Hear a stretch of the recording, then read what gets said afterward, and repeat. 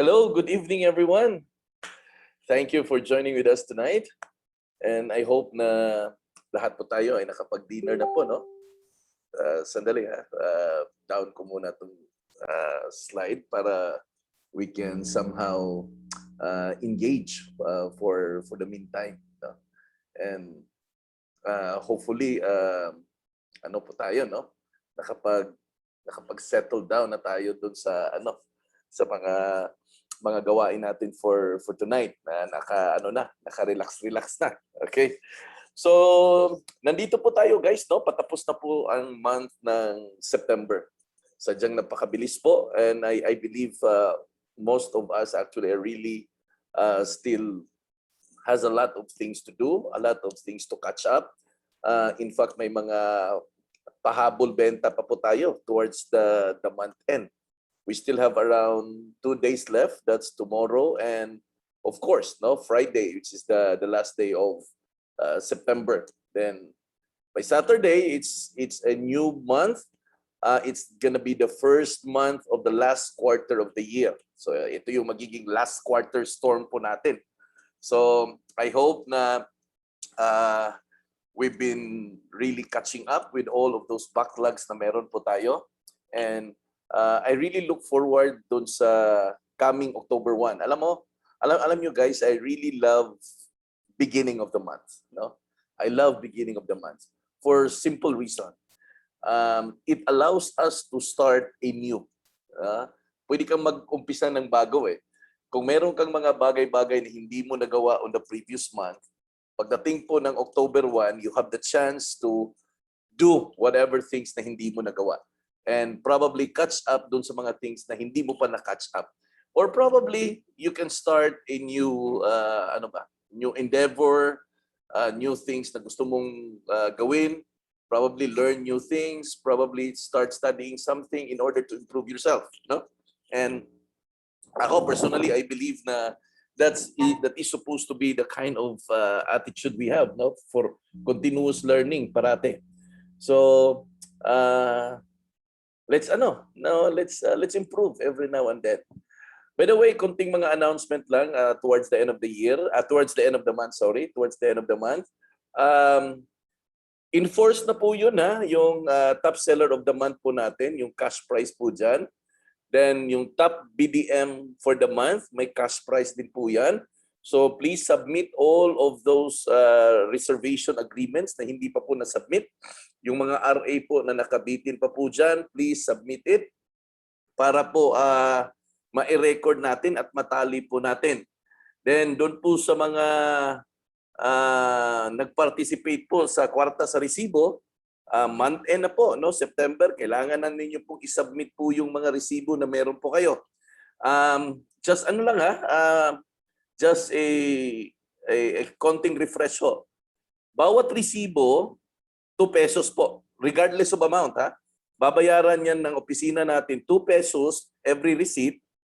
Tapos until December of next year, 2023, kung sino po yung top 3. Ang top 3 po ay mananalo ng 5, 10 at saka 15,000 pesos. Wala pong puhunan yan. Wala pong extraordinary dyan. Ang gagawin nyo lang po ay magkuha lang po kayo ng official receipt every time na bumibili kayo. Kahit anong purchases nyo po. Isiguro nyo lang po na nakalagay po doon, D8.18 Premier Properties Incorporated at saka yung TIN number natin. Humingi po kayo sa opisina para bigyan po kayo. Tapos i-redeem nyo yung 2 pesos bawat resibo. And at the same time, you have the chance to win 5,000, 10,000, 15,000 towards the end of 2023. So, exciting po yan, no? Exciting po yan na pagkakapirahan, no? Kwarta sa resibo yung programa po natin dyan. So, marami po tayong programa. Tapos, October 1 mag-umpisa na po yung 100,000 pot money natin towards December of 2023, 1 year and 2 months po yan. 1 year and 3 months actually. So the pot money is 100,000 for those who is going to hit 100 million. So That's very doable kasi may mga nakakahit na eh. So and marami pa, no? Marami pang mga pasabog diyan.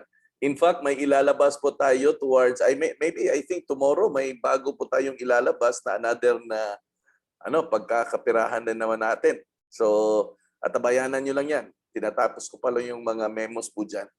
And of course, announcement lang po doon sa hindi pa po nakapag-register para po sa summit natin.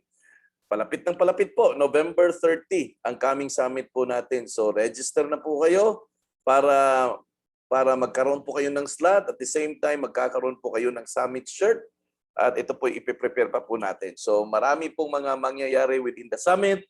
May pa-contest po tayo doon. May videoke contest, may Mr. and Miss DPPI po tayo. Ano pa bang pa-contest doon? Marami. May dance contest rin.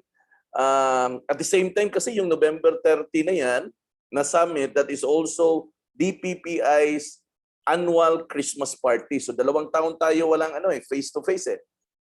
2020 at 2021. So ito po yun, nangyari na. Sa katagal-tagal na hinintay natin, ito ngayon, pwede nang mag-gather. So, please join. No, please join. Ito naman, ano naman sa atin eh. Chill moment lang naman natin to. Okay? So, hindi ko na po kayo patatagalin. What we will gonna be talking this evening is medyo quite unusual kasi hindi naman ito regular topic natin which is about real estate. But I believe this is essential and this is very important. Lalo na po na we are now in the stage of ano ba yung tawag natin? Inflation. No? Everyone is talking about inflation. Everyone is talking about nagmahalan ang mga bilihin. And everyone is, I believe, affected with the Ukraine and Russia war. Lahat po tayo doon, hindi lang po tayo, buong mundo po are affected with that. Ngayon pa lang po nag-uumpisa mag-recover ang the whole world. Actually, kabubukas lang po ng ibang countries for tourism, kaya po ang mga tao po ay nagbabiyahe ngayon para sumigla, pabalik yung economy. So ngayon pag-uusapan natin is tungkol sa pera kasi this is very important. We're not just here in DPPI to just simply make money, but we wanted to make sure that every member we have eventually will really enjoy the kind of earning na meron po sila. We don't want them to just simply earn it and eventually waste it. For the past 12 years that I've been into this industry, I've seen a lot of people just like us, a real estate agent who at a certain point was able to earn substantial income, receive substantial amount of commission, but eventually they ended up losing everything. Wala po silang naipon, wala pong natira. The worst part of it, wala rin po silang nakita, naubos lang sa expenses. And that is a hurting part. It's because ang hirap po kumita ng pera dito sa real estate. And that's exactly the reason why we don't just want you to just simply throw it. No? And we want to make it sure that when the time comes that you and I will be on our kumbaga slow pace years, no? Nasa retirement stage po tayo, we will be able to live a substantial life because napaghandaan po natin. And learning from what other people have been doing, learning from other people's mistake is a very good kumbaga education that we can get. So hindi naman po sky rocket science yan na hindi po natin maintindihan with regards to money. The element of saving is very important. However, not all people are really keen on it. No? In fact, marami pong tao, mas madali pong gumastos kaysa mag-save.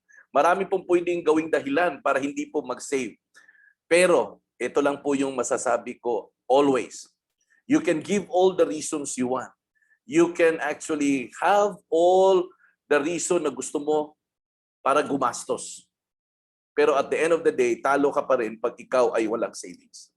No, sabi pa nga ni Mr. Chinkitan, it's not how much you earn that makes you financially secure, but it's how much you save. Kasi may mga tao po dyan, kumikita talaga ng mga malalaking pera. Pero, they were not able to save substantially. Meron namang mga tao na hindi naman ganun kalaki yung kinikita, but yet they were able to save a lot for their retirement. That's why, in the retirement age, they are able to live comfortably. No? Doon sa retirement stage nila. And that is exactly what we really wanted to happen to all of us.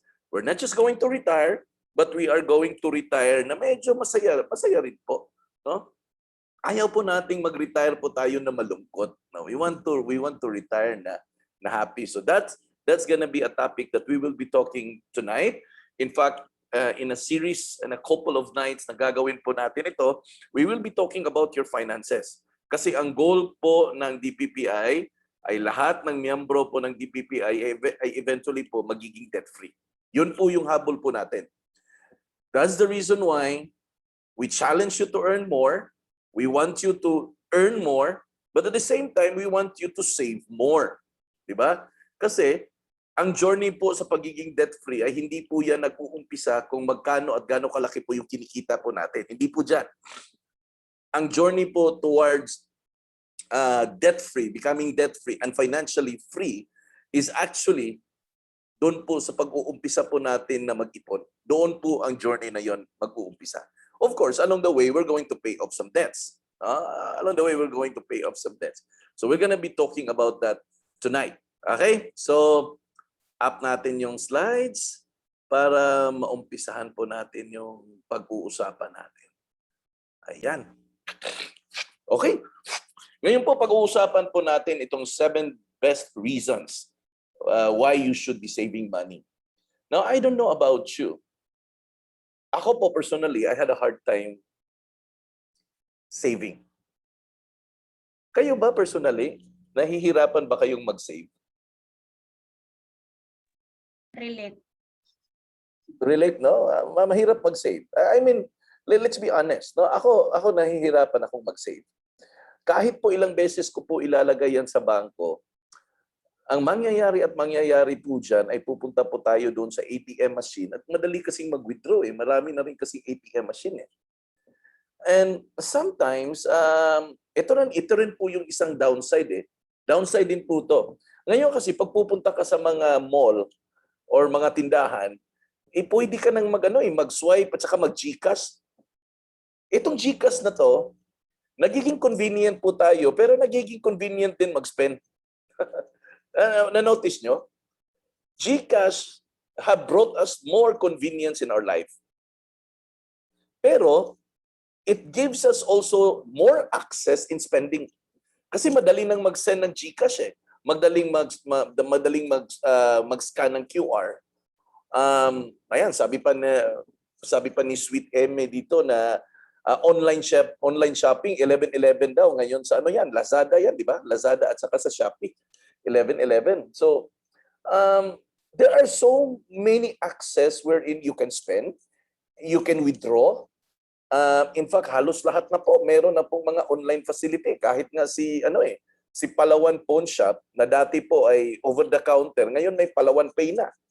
So that exactly explains why it had become more and more easy for all of us actually in spending. Now, haven't you noticed even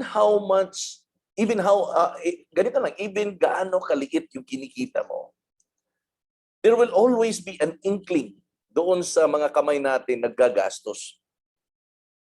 Hindi mo maiwasan yan eh. Kahit gaano kaliit yung kinikita mo, pag ikaw ay makapunta sa mga lugar-lugar na meron kang makikita, may inkling doon sa kaloob-looban ng puso natin na ang sarap pong gumastos, ang sarap pong bumili, kahit hindi po natin kailangan.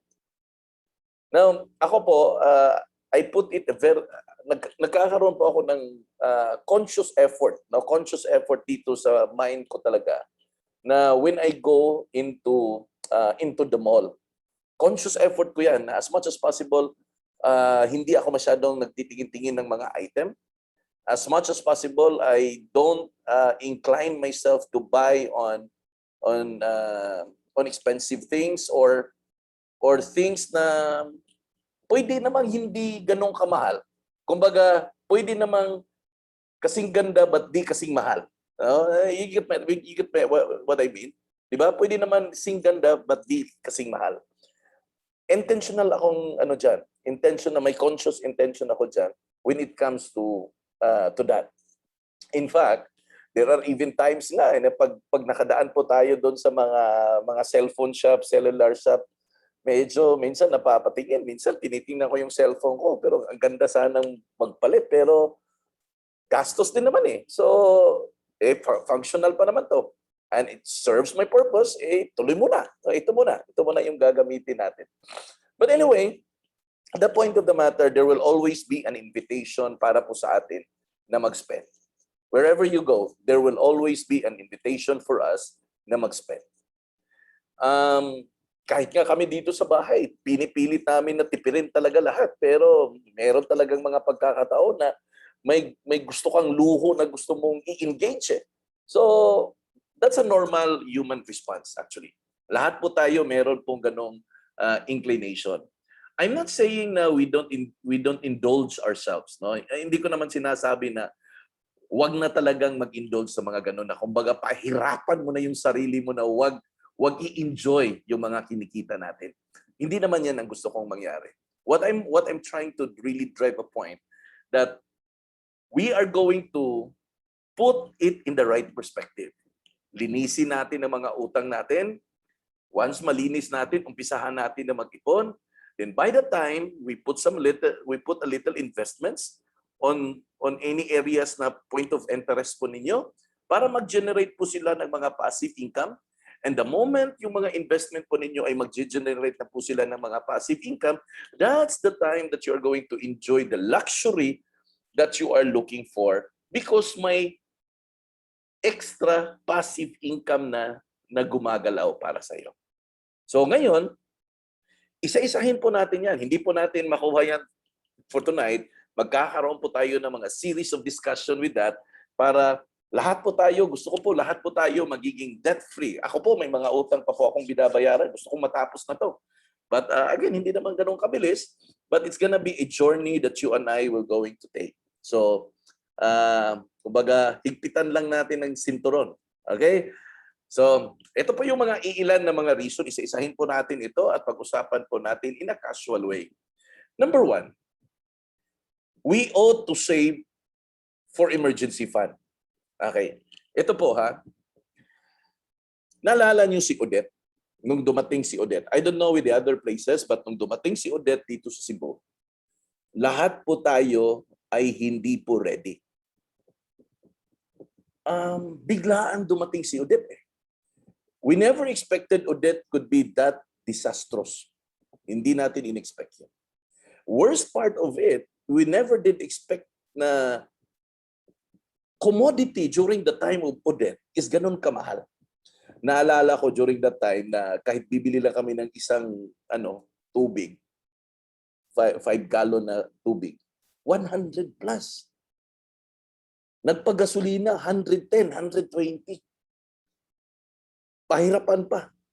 Magpipila ka ng mahaba-haba. That's exactly what happened during Odette. But not just that. There were actually damages doon sa mga bahay po natin. Nasira ang bubong, pintuan, and a lot more. Yun ay unprecedented. Hindi po natin na plano na darating si Odette at hindi rin po natin na plano na ganun din pala ka lupit si Odette. In fact, it happened in the season of December. Magwa 1 year na pala ngayong December. It is supposed to be a month wherein it's a merry season. It is supposed to be during that time, we were setting aside certain amount of money in order for us to be able to, enjoy the holidays. In fact, a month before the coming of Odette, November, nag-release na yung mga 13-month pay eh. Naalala nyo? Nag-release na po yung mga 13-month pay. However, there are a lot of people who were not able to prepare kasi nung natanggap nila yung 13-month pay, ang unang-unang nakikinabang ay si SM City. Naalala nyo? Now, for those people that are working here, I believe that you perfectly understood what I am saying.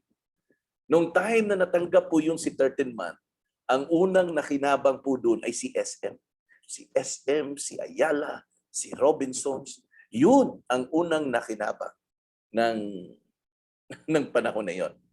Masakit man siya isipin, but that is exactly the kind of scenario na meron po tayo buong Pilipinas. Ay, hindi lang po sa Pilipinas, kung hindi po buong mundo. Kasi November, usually nagbibigay na ng mga 13-month pay. Now, I'm not saying that you're not going to enjoy. We all meant to enjoy. Kinita natin yan eh. Pinagtrabahuan niya. Dugo at pawis. Minsan gumigising pa ng madaling araw just to report for work. We all deserve to enjoy life. Yes, I agree with that. But not at the expense of the future. Ganun din ang balanse natin ha. We ought to enjoy life, but not at the expense of the future. Now, emergency fund is something na hindi po natin plano ang mga expenses na yan. Hindi po natin alam na dumarating yan. Your emergency fund, kung meron ka, it will cover sa mga gastusin na hindi po natin expected na dumarating. Thus, kung meron kang emergency fund, ma-prevent na magkakautang ka.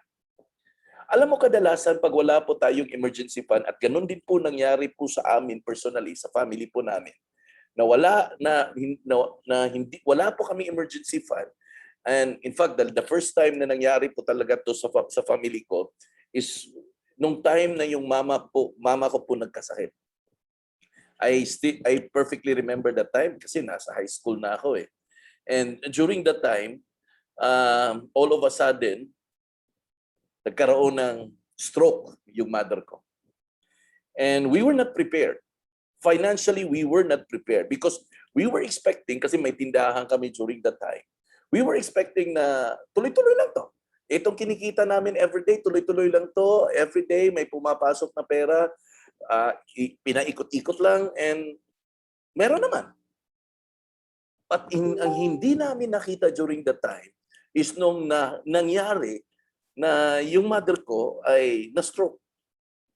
And the worst part of it, hindi naman the worst, but the downside of it, nung na-stroke yung mother ko, it ended up that she stayed in the hospital for almost 6 months.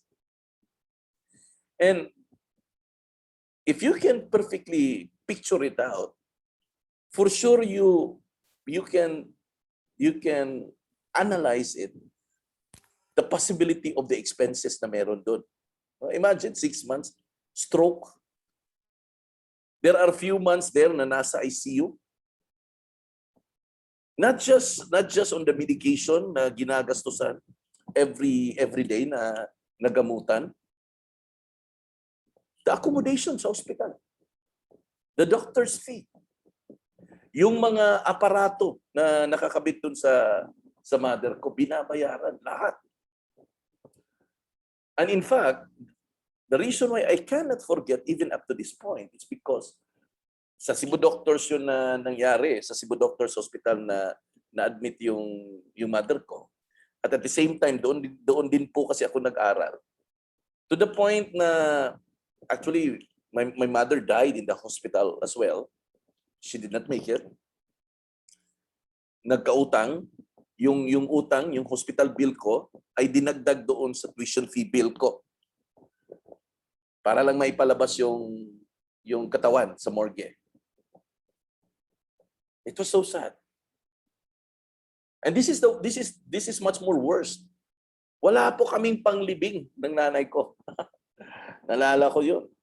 Pumunta kami ng papa ko sa St. Francis Funeral Homes sa may Bacalso Avenue. No? If you're from Cebu, nakikita niyo po yan, St. Francis Funeral Homes. Doon po kami pumunta. Sa tulong po ng mga nagiging malapit na kaibigan namin dito sa Cebu, ay nakautang po kami ng kabaong po doon. Eventually, binayaran din po yun ng mga kaibigan ng tatay ko. But that was a pity scenario. That was the worst scenario that I can never forget. Even I'm now at my 50s. I cannot forget those moments na pumunta po kami doon sa St. Francis Funeral Homes para mangutang po ng kabaong. Wala kaming St. Peter na ganun eh, during that time. My mother was 44 during that time. She's very young. Years later, my father went with the Lord as well. But the time nung yung tatay ko, ay nakakuha na po ako ng St. Peter. The reason why I share that, it's because that was the first time that I had an experience without an emergency fund. And the blow actually hit us. That was about health. In which possibly it can happen to any one of us. Kanina sinabi ko lang yun, Odette. But the worst case scenario that can possibly happen to all of us is actually on the areas of health, because it will really drain us financially. So that is the mere reason why we need to have emergency fund. You need to set aside a small amount or a certain amount of money. It may not be small. The point lang po dito na gusto kong ipaabot at iparating sa atin, make an emergency fund. Set it aside, put it somewhere that you cannot withdraw it, and use it when you need it. Diba?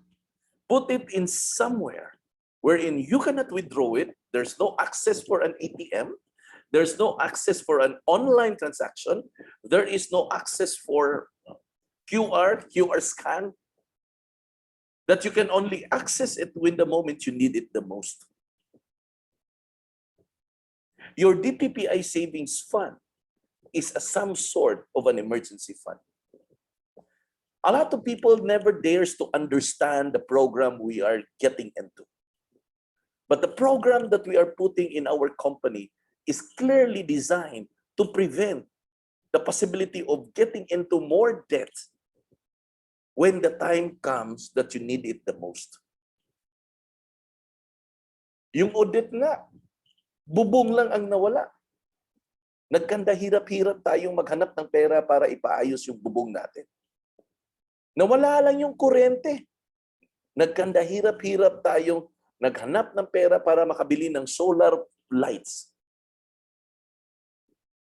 Anything, no? Anything na mga pangyayari na hindi mo pinaghahandaan, it will really hit you on your pocket. And the worst case scenario that can probably happen is you go on anybody, tao man or institution man, para mangutang ka. Dito, nakatawa yung mga torko nito this time. Kasi eto, pera na to eh. They are just waiting for us that we will be in dire need, and then when we go to them, they are freely going to hook us up with loans. Ganon po yung situation. And if you don't see yourself in that situation, aba may problema po tayo. Because you will never be able to really do something. Whatever form of earnings you have right now, wala po yung drive, wala po yung intensyon na kumita ng substantial amount of money para magkaroon po ng emergency fund.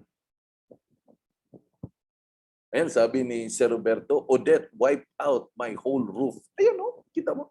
Walang exempted doon eh. Lahat po tayo hit by Odette in some way or another. So, ganun po ka-importante na magkaroon po ng emergency fund. Emergency fund provides peace of mind if you lose your job, magkasakit kayo, or kung meron kayong mga major repair sa bahay nyo, sa sasakyan, at kung ano-ano pa. Peace of mind po ang ibibigay ng emergency fund. Guys, hindi ho ganun kadali mangutang ng pera, lalo na sa ibang tao. Lalo na sa panahon po ng mga kalamidad na lahat po ng tao ay may mga pangangailangan din. So hindi po ganun kadaling humiram ng pera. Bakit? Nung nag-audit, madali ka bang makapunta sa kapitbahay mo at maghiram? Hindi rin. Bakit? Kasi sila din. Tinamaan ng audit. Nung nag-pandemic, nung na-lockdown po tayo lahat, bakit? Makakapunta ka ba sa kapitbahay mo? Ganun din. Lockdown din kasi sila eh. Hit by COVID-19 din po sila. And that's exactly what happened if we are in a situation where hindi po na isang bagay na hindi po tayo handa. So kung meron kang emergency fund, it will give you peace of mind. Ang tanong kasi dyan, Jeff, magkano ba ang kailangan kong ipunin na emergency fund? Well, ako, kung tatanungin niyo po ako, kung kaya ninyo start replacing or saving the amount of money na kaya mong mabuhay sa loob ng 1 o 2 taon kahit nawalan ka ng trabaho or nawalan ka ng income. Sabihin na lang natin, yung ano mo, yung monthly living expense mo, sabihin na lang natin 20,000. Sabihin na lang natin. So 20,000 times 1 year, that is 240,000. So 2 taon, that is 440,000. Okay? 480,000. So ibig sabihin, at least may 500,000 ka na inilagay mo dyan sa emergency fund mo para safe ka sa 2 taon. At dagdagan mo pa yan, kung hindi mo magagamit yan, dagdagan mo yung emergency fund na yan hanggat makaipon ka good for 3 years, hanggang magiging good for 4 years, good for 5 years, good for 6 years, and that's it. You will have peace of mind even if wala kang trabaho for the next 5 years. That is exactly the reason why we have our savings fund or emergency fund in DPPI. Because we want you to have that peace of mind, kumbaga. Ba? So ano ba yung mga bagay-bagay na kailangan mo ng emergency fund? Pag nawalan ka ng trabaho, pag kailangan mo ng maintenance o repair ng sasakyan mo, biglang pumutok yung gulong, expenses yan. Biglang nasira, biglang may mga kailangang bilhin na parts, unprecedented expenses yan. Medical emergencies, biglang nagkasakit. And all of a sudden, you are diagnosed of something. And walang katapusang expenses na for check-up, admission, laboratories, and whatever. Or kaya may mga home repairs due to calamities. Hindi pa kasali dyan. Mga mahal natin sa buhay na may mga pangangailangan. Parents mo na nasa probinsya, minsan kakatok sa puso mo. Kasi may mga problema din po sila na kailangan nilang ma-address. May mga ganun na sila. And those are things na hindi ka naghanda. Bakit? Nagkaroon ka ba ng savings? Ito, mag-save ako kasi baka yung pinsang ko magkakaroon ng ganito. Hindi naman Magsisave ako para pagdating ng bagyong Karding, meron ako magastos. Walang taong ganun. So, inililabel na lang po natin na emergency fund po yan. So, the goal here is to start it. Start having the emergency fund. Start whatever amount you can afford to start. In fact, ang suggestion ko, make the DPPI Savings Fund as your emergency fund. Alam mo bakit? Two-edged sword to eh. If you earn more, if you sell more, you get more commissions. Because you get more commissions, you get more emergency fund. Di ba? Two-edged sword. Nakakabenta ka, nakaka-commission ka, nakaka-incentive ka, ginagastos mo ang dapat mo lang igasto, pero on the other hand, may nilalaan ka doon sa emergency fund kasi kinakaltas natin nilalagay natin doon para sa iyo din po yan. Marami na po ang mga nakinabang po dyan, kaya wag niyo pong isipin na pabigat po yun. Malaking bagay po yun. If only you understand exactly what could possibly happen if you do not have one. Okay? Itong emergency fund na to para itong insurance na kinikreate mo ng sarili mo. Okay? So, these are 8 reasons kung bakit kailangan mong magkaroon ng emergency fund. No? Kasi ganito to, I mean, I can never emphasize much. But I can only tell you this one, how important it is. But not until you are able to see the bigger picture kung para saan ang emergency fund, you will never be able to appreciate it. Ang sa tingin mo, nakakaltasan yung commission mo. Yun ang magiging mindset mo. Pero if you really understand what's the reason behind that, you will begin to appreciate it when the time comes.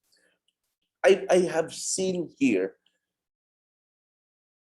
there was even a time na naalala ko si si Miss Shirley Amistad, nandito pa yun sa Pilipinas. All of a sudden, na hospital yung nanay niya. And the sad part is, ayun, passed away at the same time. And during that time, wala, drain na drain siya kasi na in the middle of COVID eh. You know what greatly helps? Is the emergency fund or the savings fund she has here with the PPI. It saved her from all other possible expenses that could probably end up in debt. So it was a fund that had been used for emergency. Siguro papalitan na lang natin ng pangalan, no? Emergency fund na lang kung tawagin siguro natin.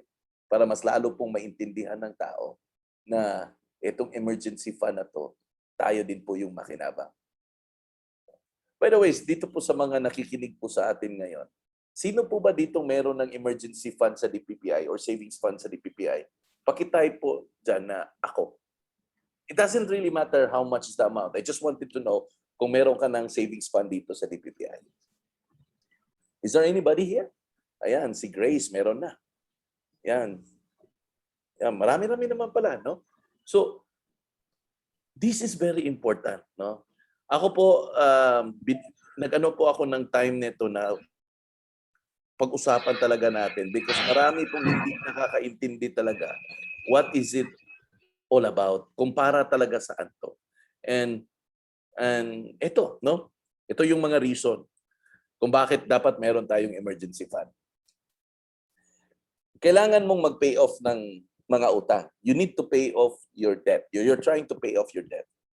Your emergency fund can help you stop adding to your utang with every financial bump in the road.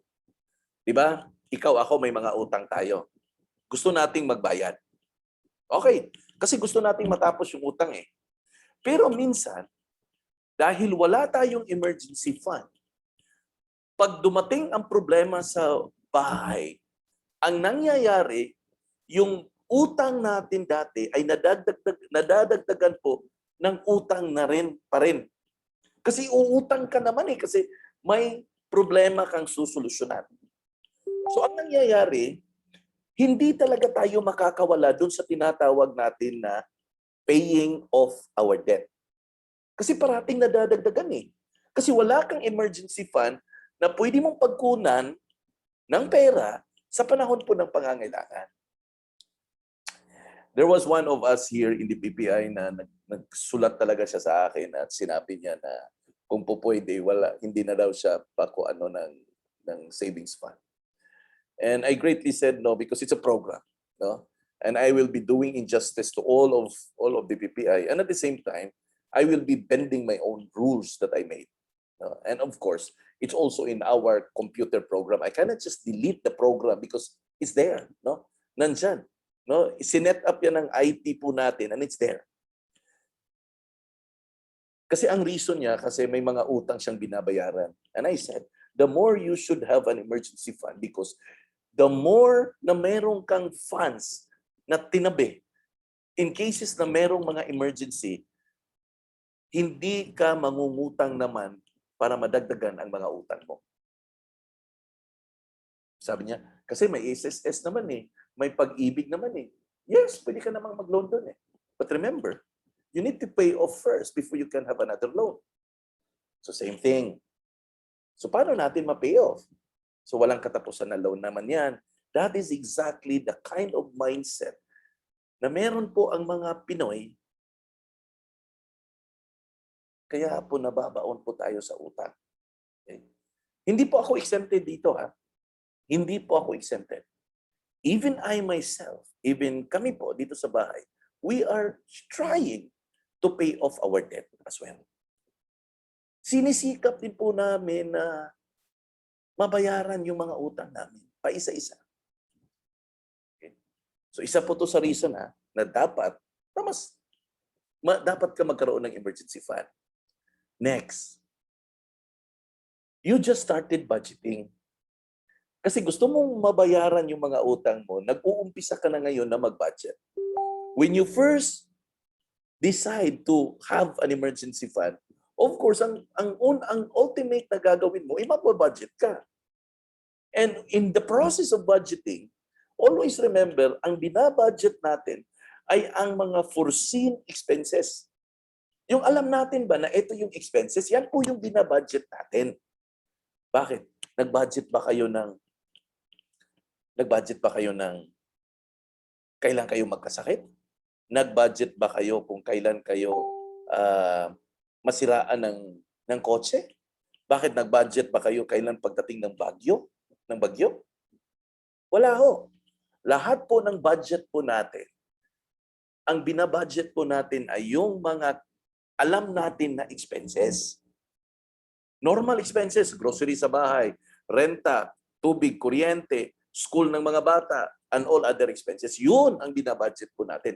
But none of us actually are setting aside an amount of money as a budget para doon sa mga unforeseen na mga possible expenses. So the more na we need to have an emergency fund kasi mayroon po tayong mga gastusin na hindi po nakalaan sa budget. Minsan, ito nga pinaka-simple, minsan iimbitahan ka ng birthday. Uy, punta ka sa amin, birthday ko. Minsan, mapapasubo ka na pagpunta mo doon, bibili ka ng gift. Bakit? Naka-budget ba yung gift mo?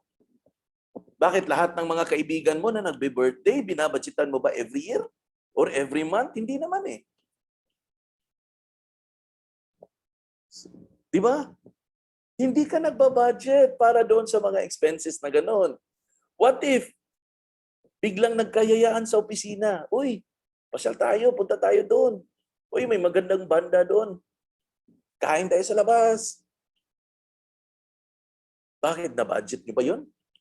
Nag-budget ba kayo? Na ito pang birthday, ito pang outing sa labas? Binabudget mo ba yun every time na nagkakaroon ka ng sweldo? Hindi naman. So those are the things na hindi mo talaga within the equation of your budget. So since you started budgeting right now, put the emergency fund as part of your living expense so that every time you have an set amount of money na pumapasok sa iyo, may pumapasok din papunta sa emergency fund. Okay? Para hindi po masyadong mabigat. Pero again, sabi ko pa nga, you can put the motivation here. Ay, yung DPPI savings fund namin, yun yung emergency fund ko. Kaya babanat ako na makabenta ako ng marami. Dapat marami akong komisyon para malaki yung savings fund ko sa DPPI. By the way, may mga agent po tayo dito na malaki talaga ang savings fund nila na.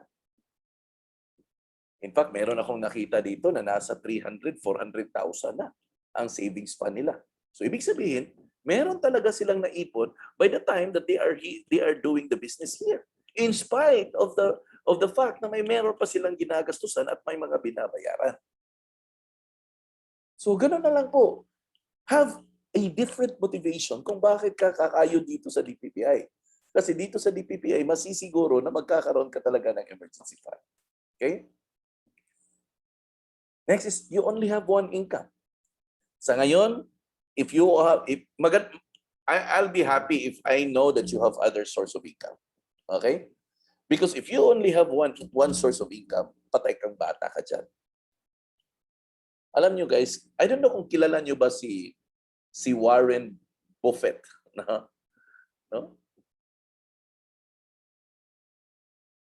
Si Warren po, si Mang Warren, when I had an opportunity to read his biography, by the way, this is a man that is so rich already.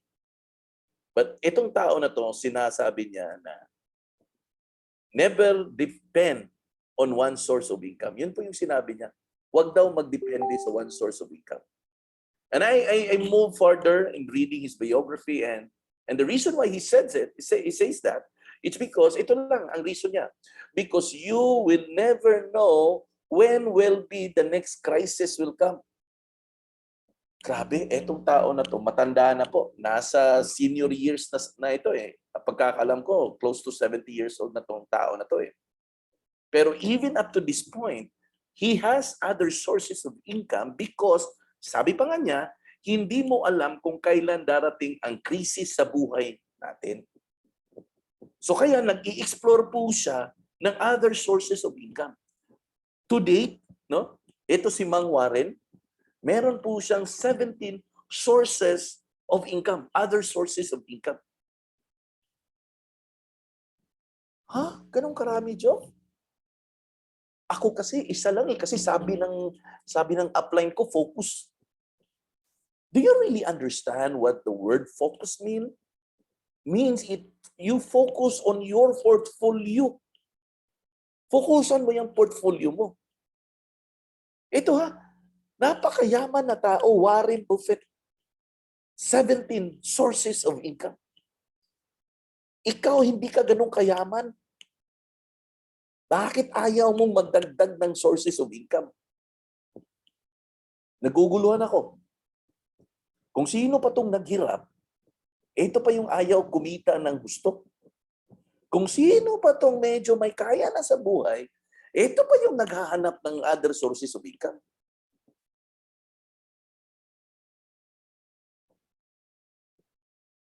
Yesterday, I went to join with the PKS. Then afterwards, there was a group of the PPI agent added me to a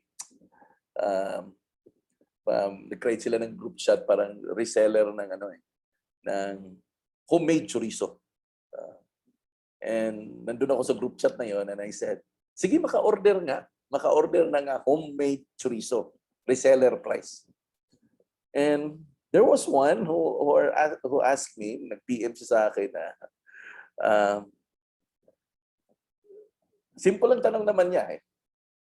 Totoo ba daw na magre-reseller ako ng chorizo? Sabi ko, wala namang masama doon.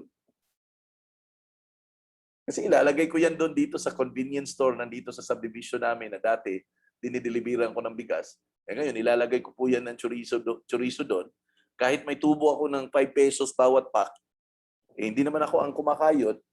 Passive income ko naman, kukolektahin ko pag ubos na, tapos order ako ulit, may tigpa 5 pesos ako. Anong tawag doon? Other sources of income.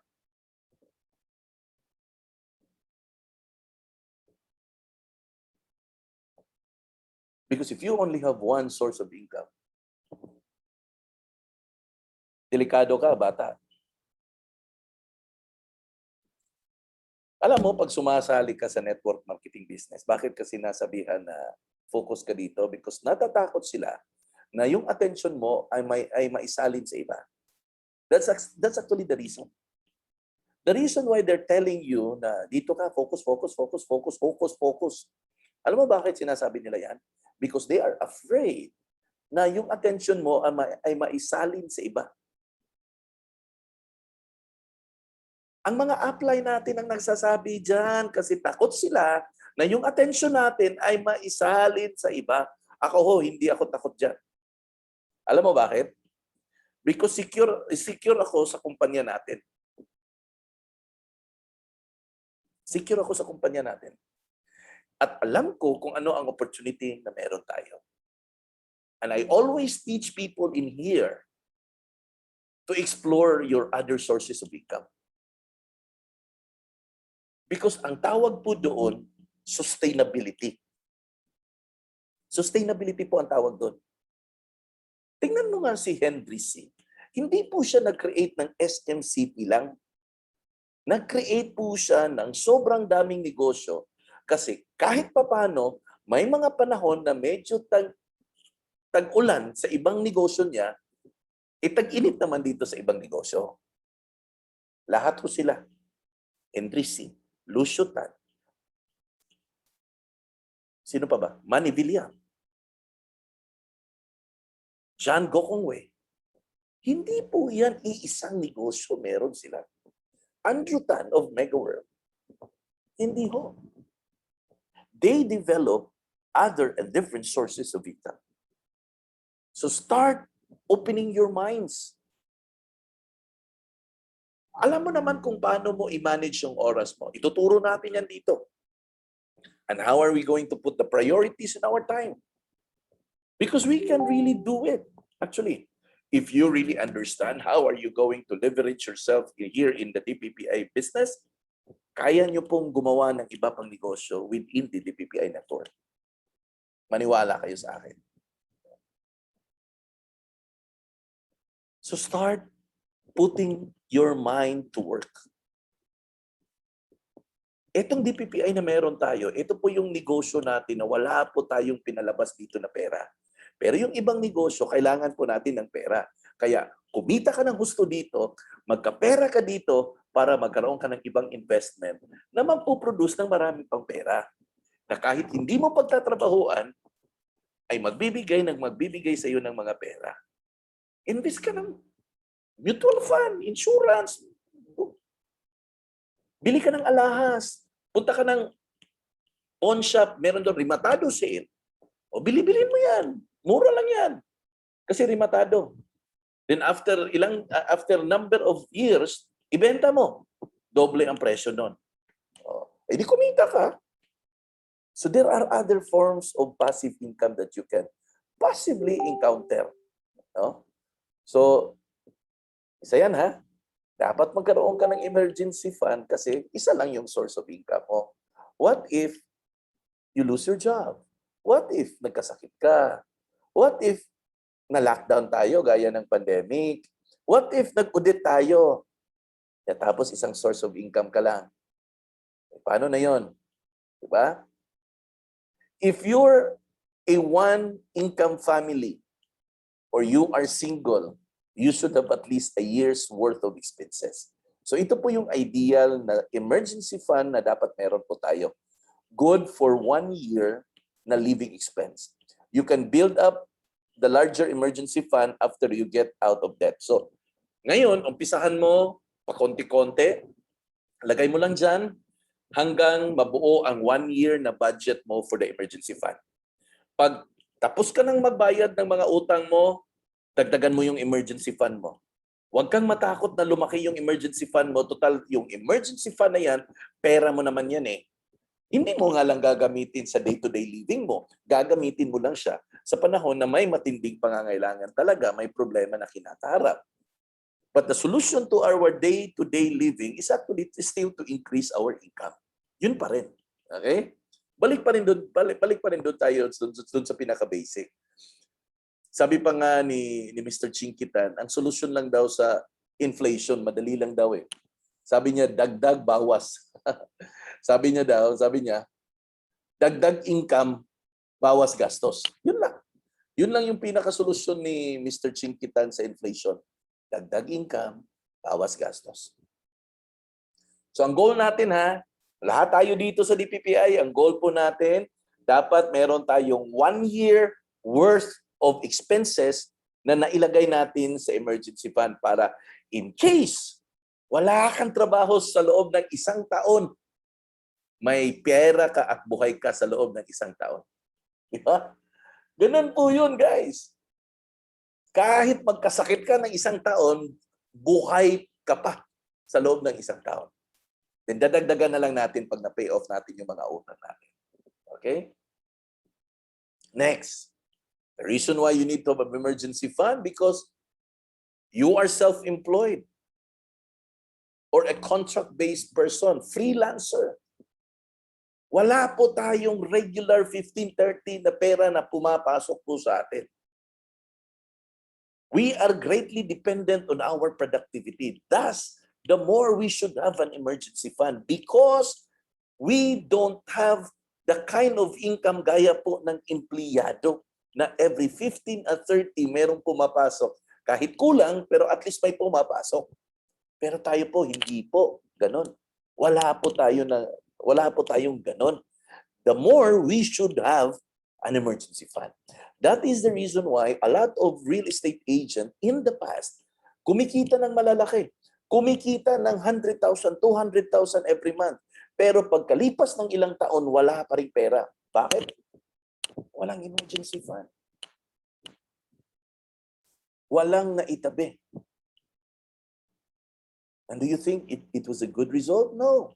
It wasn't a good result. So sabi ko pa nga, this is not about you making good money. This is about you having more savings. Yan po yung pinag-uusapan natin dito. Dapat meron kang naitabi talaga na pera. Hindi po yan katakawan sa pera. Ang tawag po natin dyan, ang tawag ko po dyan, stewardship.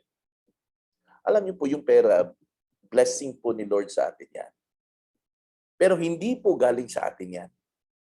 Pinahiram lang po sa atin yan.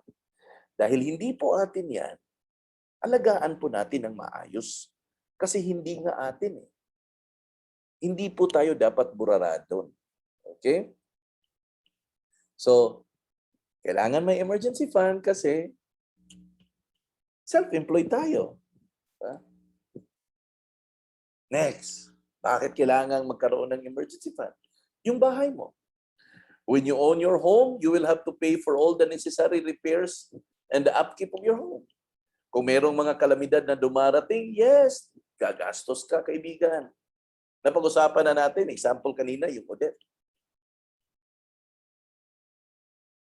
And it was a tragic typhoon, no? Magwa 1 year na ngayong December. Mag-a-anniversary na si Odette. God forbid, walang bagyo towards the end of the year. But we all have our stories during Odette. We have friends, we have family members that their houses were damaged. As much as we wanted to help, hindi rin natin kaya because tayo rin ay nandoon sa situation na yon. That is exactly what I am trying to point out. When we were with COVID, na nagka-COVID po tayo, nagka-lockdown po tayo po lahat yun. You cannot go to anybody and ask for help kasi sila din po nangangailangan. And that is exactly the kind of scenario we have during Odette. Lahat po ng tao ay may pangangailangan during that time. So, wala. Kailangan na lang talaga natin mag-survive on our own. Okay? Next is, you're living far away from your original family. May pamilya ka na dito, pero yung mga parents mo nasa ibang lugar, nasa Mindanao or in the other parts of Visayas and Luzon. And there are times that you somehow, may mga emergency na pupunta ka doon at ang gastos, pamasahe. Bakit nag-save ka ba niyan? Hindi naman eh. O saan ka kukuha ng pamasahin yan? Magbubook ka ng flight, mga last-minute flight, kasi kadalasan mahal. O saan ka kukuha ng pera niyan? Punta ka sa emergency fund. Kung meron kang emergency fund. Pero kung wala kang emergency fund, wala ka pang savings, o paano yan? O, mangutang ka. O kung may credit card ka, gagamit ka ng credit card. Ayun, ganun din. Babayaran mo din naman. Kaya nga ako, may mga credit card debt ako, I tried na to really get rid of those debts, no credit card debts. Di na ako nag-credit card, wala na akong credit card. I pay in cash. Kung walang pera, wala talaga. So that's exactly what I'm trying to really point out. No? Medical issues. Ito yung sinasabi ko, yung sinare ko sa nanay ko. Ang hirap po yun, guys. Believe me. Kaya, if na-notice nyo, dito sa DPPI, aside na meron tayong savings fund or emergency fund, meron tayong hospitalization benefit. Bakit? Ano yung point ko doon? Sa hospitalization benefit natin, 60,000 po yun. That will cover for your laboratory, check-up, dental, kahit ma-admit pa po kayo. Ay, ang liit, Job, 60,000. Oo nga, 60,000, maliit. Pero kaysa wala. O, di ba? Kaya sabi ko pa nga habulin nyo lahat dito. Yung mga programa natin, habulin nyo. Alam mo bakit? Kasi ang balik niyan sa'yo. At alam nyo guys, yung 60,000 na yan, cover po kayo at yung dependents nyo. May anak ka, magpa-check up. Oh, gamitin mo yung HMO natin. Di ba? Oh, nagagalaw ba yung emergency fund mo? Hindi. Kasi may programa tayo. Oh, sorry.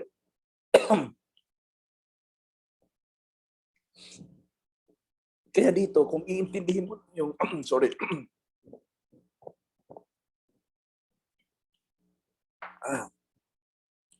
Kaya dito, kung iintindihin mo yung programa natin sa DPPI, nakadesenyo po siya, guys, to address different situation and challenges na meron tayo in the future.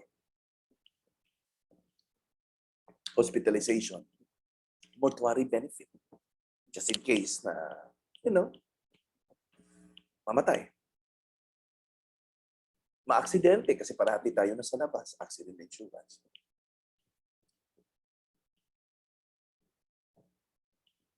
Meron pa tayong hindi lang accident.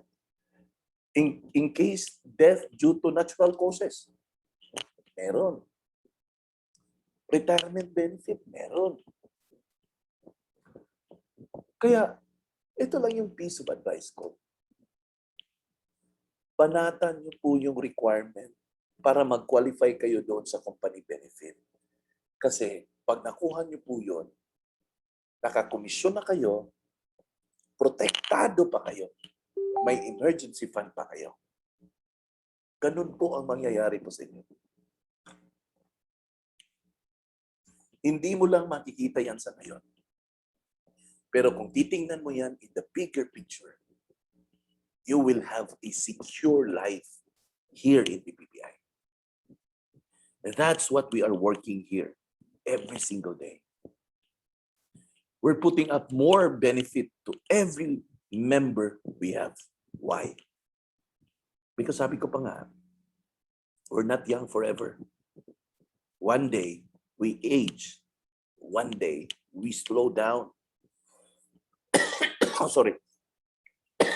And when that time comes, I want every DPPI members to be ready. Next, the reason why dapat may emergency fund, kasi may goal tayo na makasave. Think of your emergency fund as an insurance policy against any unexpected expenses. Kaya, kung meron kang savings fund, mas lalong maganda pag meron kang savings fund at meron kang emergency fund. Kasi, protektado ka na, may savings ka pa. Di ba? But again, the point here is we have a goal. Our goal here in the PPI is not just to make money. It's not just to receive those commissions. It's not just about getting the incentives, but it's about securing your future, making it sure that when the time comes, you have the money. Kasi kung tutusin, ang ginagawa natin na magkaroon ng emergency fund or savings fund dito, dagdag trabaho yan sa mga staff natin sa opisina. Pero, we hang on it because we believe the value in it. Nalala ko yung nag-email sa akin na sangkatutak na explanation niya na ito yung mga pinagbabayaran niya. Sinagot ko, there are more people na mas hirap pa sa'yo. Pero may savings fund kasi ang diferensya lang ang the way they look at things. One day, you will understand what I am talking about. Siguro at this time, medyo galit kayo Bakit mayroong ganon? But one day you will understand why we are doing this and why I am enforcing this. Because this is for you guys. Believe me. This is for you. And I want you to know na angat kayo sa ibang real estate agent sa labas. Tanungin nyo yung ibang real estate agent sa labas kung meron ba silang savings. Magkakita-kita naman kayo. You ask them. Nung time na nag-receive sila ng 100,000 commission, magkano ba yung nagiging savings nila? Tanungin nyo kung meron ba sila. And I tell you, they will answer the same answer just like you, na wala tayong savings, hirap mag-save. But I want every DBPI members to be secure with their future. You and your family. Okay? Next, kung bakit kailangan mag-ipon. Number 2 is to be able to afford the lifestyle you plan. Di ba yung una, pinag-usapan natin, emergency fund. Ito pangalawa, yung lifestyle na gusto mo. Alam mo, wala namang masama na gusto mong mag-chill, gusto mong mag-enjoy, gusto mong magbakasyon. Alam mo ano yung masama? Inutang mo yung pambiyahe mo. Inutang mo yung pambakasyon mo. Nagbakasyon ka nga, may utang ka namang hindi nabayaran dito. Nagbakasyon ka nga, nag-chill-chill ka nga doon. Nagpunta ka doon sa mga bar, nag-medyoke ka kung saan-saan ka pumupunta, pero at the expense, doon sa mga babayarin mo sa bahay. So nasaan ang fairness doon? Wala. Because pagbalik mo sa realidad, kahit nag-enjoy ka pa sa bakasyon na pinuntahan mo, pagbalik mo sa realidad ng buhay mo, laki ng babayaran ko. Ganon ang magiging situation.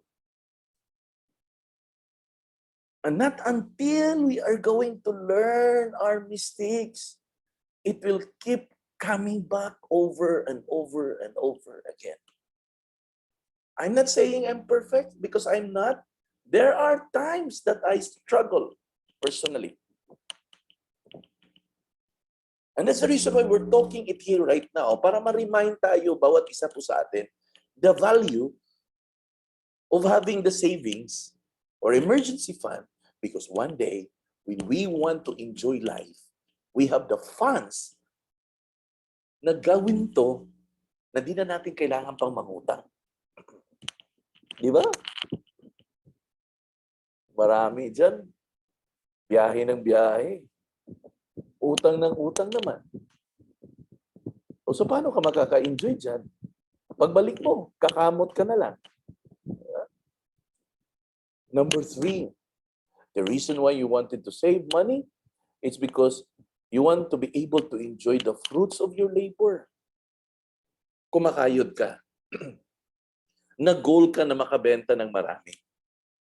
Nag-goal ka na makapundar ng bahay, makapundar ng kotse, mapag-aral ang mga bata sa magagandang school, makapagbakasyon. Pero kung wala kang naipundar sa savings fund mo or sa emergency fund mo, pag darating ang dagok sa buhay natin, lahat ng mga naipundar mo, mawawala sa iyo. Ay, hindi naman Jeff eh. Alam mo, ito, share ko sa inyo to para ma-picture out ninyo na posible. I grew up in the place Toledo City. No? Kung kayo taga rito sa Cebu, alam nyo that's down south. Yung sikat na copper city of the south. No? Yung dating Atlas Mining. I live there. I was born there, I was raised there, and I live there. Ang mga parents ko, actually, ika naman sa bundok. Hindi naman masyadong mataas sa mga pinag-aralan. But masipag, madiskarte. Nagtitinda kami sa palengke. Although nakatira kami sa somewhere in the squatter area in Toledo City. If you're from Toledo, dati nakatira po kami sa tinatawag na baybay. Ngayon, wala na po yan. Kasi wala nang baybay. Diyan po kami nakatira. Squatter area po yan. Masipag yung father ko, kahit papaano, nagkaroon po kami ng negosyo. Lumaki at nakapagpundar po sila. Bahay, sasakyan, na pag-aral nila kami sa magagandang school. Cebu Doctors nga ako graduate eh. Because ano talaga nila kami. Pero because they were not preparing for the emergency fund or the savings fund, for that matter, one day in our life, all of a sudden, yung nanay ko, inatake. And in order for us to sustain doon sa gusto naming masave yung buhay niya, yung bahay na naipatayo namin, napakalaki nun. Naalala ko, 5 kwarto yun eh. Nasanla namin, tapos na foreclose. For those people na nakapunta sa amin sa Toledo City, yung meron kami ngayon ay hindi po dyan ang bahay namin. Nandun po sa may Luray. Malaki po yun. Pero na foreclose, na embargo ng bangko, we end up losing everything. Ito po yung ibig kong sabihin. If you think na pinapahirapan ko po kayo sa savings fund program natin sa DPPI, no, hindi ho. I am doing this for all of us. I am doing this for you. I am doing this to protect whatever investments na meron ka ngayon. Sikapin mo lang, palakihin mo lang, banatan mo ng husto, because the more commission you have, the bigger your emergency fund is. Protektado yan pagdating ng panahon in case may mga situation na gaya ng sa akin. Number 4, if you have the money, you become a blessing to others. Sabi pa nga nila, you cannot give what you don't have. Lahat naman tayo siguro gustong makatulong. Lahat naman siguro tayo gustong may maiabot, may maibigay. Ang kaso lang, wala tayong maiabot eh. Wala tayong maibigay. So how can you become a blessing when you yourself doesn't have the capacity to bless? Di ba? You need to have it before you can give it. And that's exactly the reason why dito po sa DPPI, we wanted to make sure that you have the funds, you have the money, so that one day you will be a blessing to every people na makasalubong mo. Hindi lang sa ibang tao, kung hindi sa pamilya mo mismo. And we want you to be a blessing to others because this company believes that the more we bless people, the more this company is blessed. That's the reason why, if you notice, we are helping little children. Why? Because we want to be a company that blesses other people. We just don't want to make more money. We want to bless. We want to help. That's the heart of this company. And that's exactly the same heart that I want you to have. I want you to have a heart that helps people, that helps downline, that makes a story out of each and every one of us. Lately, if you notice it, that I've been reposting the post of our partners na magagandang istorya ng buhay nila. And the reason why I posted it because it moves my heart, really. I am blessed beyond measure. And I'm so happy every time I get to read stories like that. My heart leaps for joy if I read stories like that. Because it gives me more reason to wake up in the morning, to work for more, and do more. And it gives me more reason not to give up in recruiting more people into the DPPI business. That I will never stop telling people how beautiful this company is. And I will never stop telling people how beautiful the opportunity that DPPI has. There are people that says no. There are people that rejects me every now and then. But those people can never stop me in doing what I'm doing, in telling more people every single day the opportunity we have here in DPPI. It is because I've seen it in my very own two eyes, the impact that it had given to each and every member we have here in DPPI. I'm happy with it. Hindi naman ako maluho na tao. Nakikita niyo naman akong kumakain sa karinderya. Nakikita niyo naman ako na mag-jeep, nagta-tricycle. I'm just like anybody. But if this company will become the channel wherein people's dreams do come true, I think I am the richest person here in the world for that.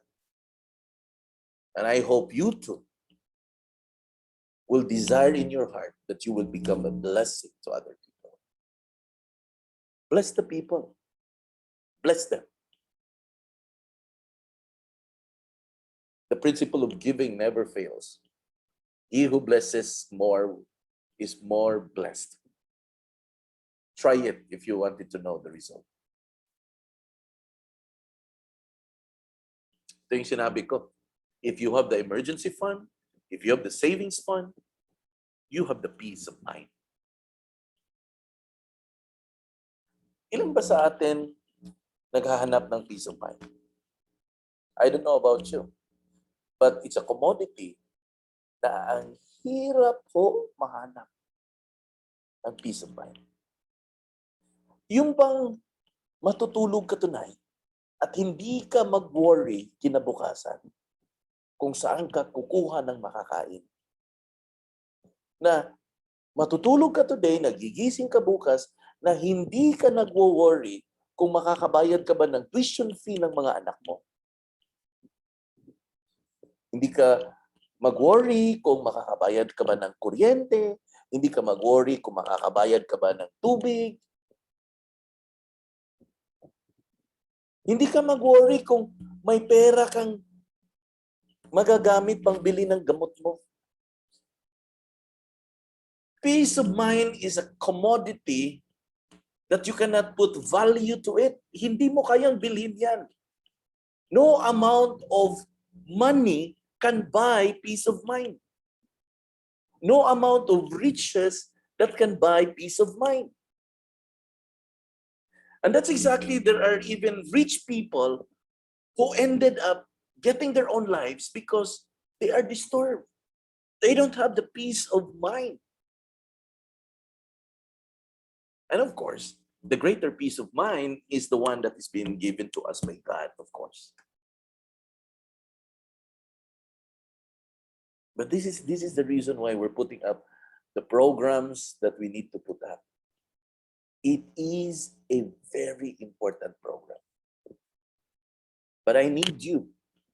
I need you to convince yourself that this is a good program so that you can tell your downlines that this is a good program. Number 6, we're second to the last, to be able to financially prepare for the future of your family. Diba? You work hard for your family. Am I right? You wanted to earn more because you wanted to provide more.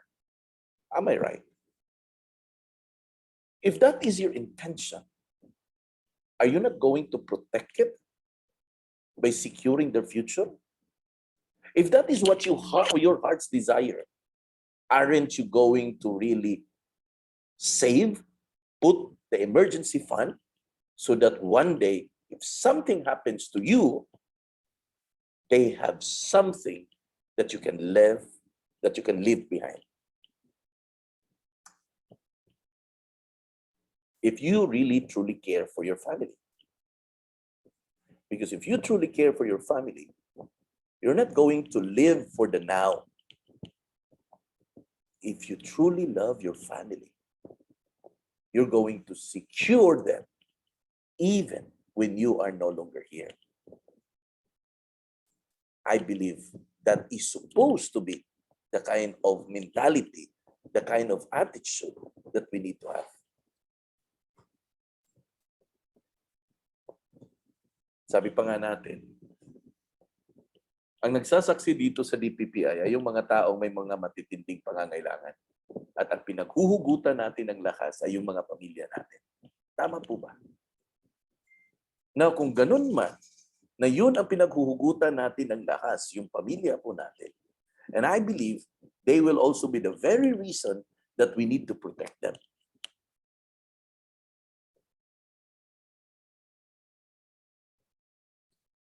And lastly, the reason why you need to save, you need to have an emergency fund so that you can invest and grow your money. When you invest and you allow your money to grow and produce more money, you will be able to afford the luxury that you wanted to have in the future.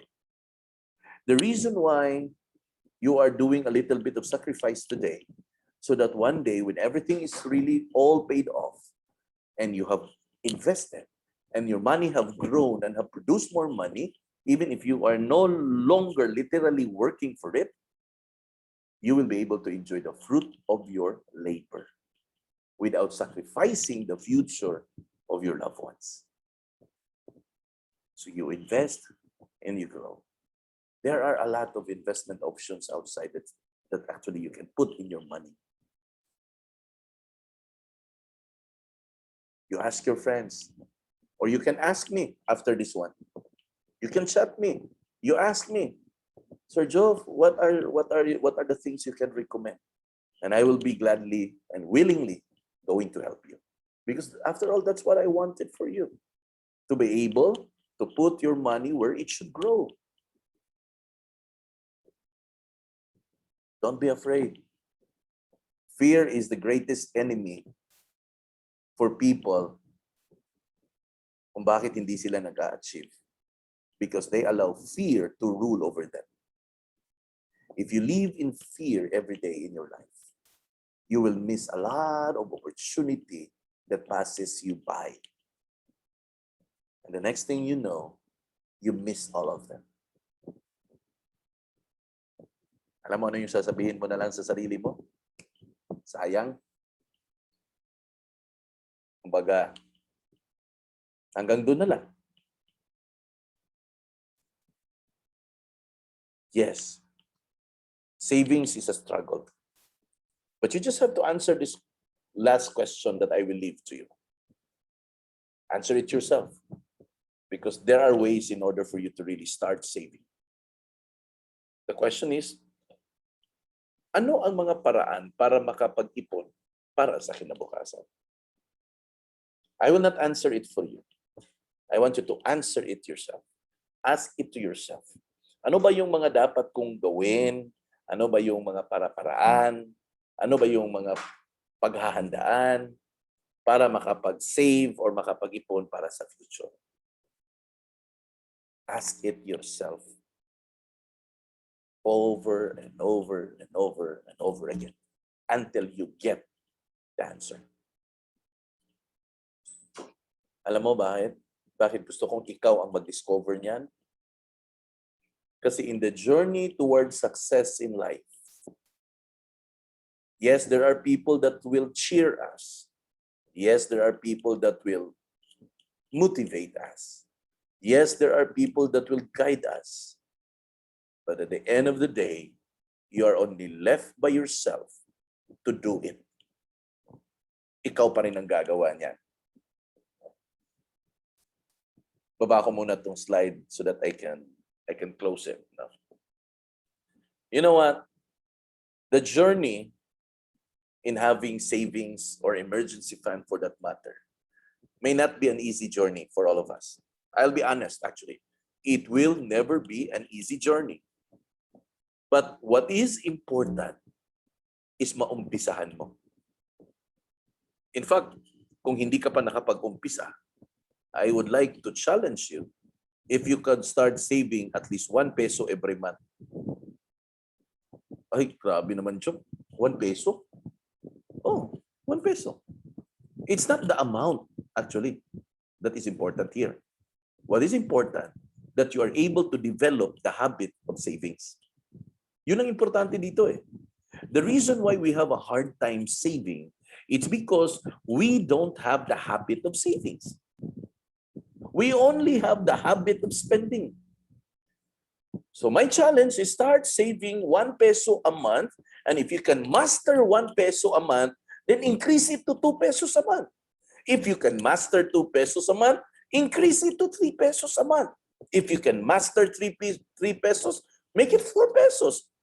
Make it 5, make it 6, make it 7. What is important is you begin doing it. That is actually the mere point into what I am talking about. On the other hand, if you wanted a much more greater impact, you sell more here in the PPI. Because the more you sell, the more commission you get, the more emergency fund you have. O hindi mo na iisipin yun kasi automatic may emergency fund ka. Plus makikinabang ka pa sa commission and incentive and whatever. Ay, Job, hirapan ako makabenta eh. Wala namang madali sa buhay. Everything there really has to be a price to pay. If there's a need for you to learn it, learn it. If you need people that can teach you, you ask them to teach you. But you've got to make yourself available. You wanted to earn, but you're not joining PKS. It doesn't make sense. You wanted to sell more, but you don't attend site tours. It doesn't make sense as well. So if you really wanted to produce more, you've got to do the dynamics. You attend project knowledge seminar, you attend site tours, you attend trainings, you attend seminars, you attend workshop. We had our workshop recently in McDonald's. I mean, we're doing that every month.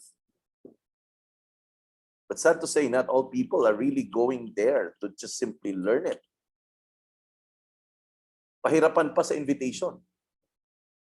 But again, as what I've shared, there are people that can motivate you. There are people that can encourage you. There are people that will invite you. But at the end of the day, ikaw pa rin. Ikaw pa rin ang gagawa niya lahat. Thank you very much for your time today. It's been an hour and a half. I hope na this is a very fruitful discussion na meron po tayo. And by the way, this will be uploaded. This video will be uploaded in YouTube. And please share it to your friends, relatives, or anybody, your downlines, especially, para they will learn about what we're talking about right now. And also, there would be a video that would be posted in the 818 FB page. You can also check it out in there. So thank you very much, and God bless you all. Good night.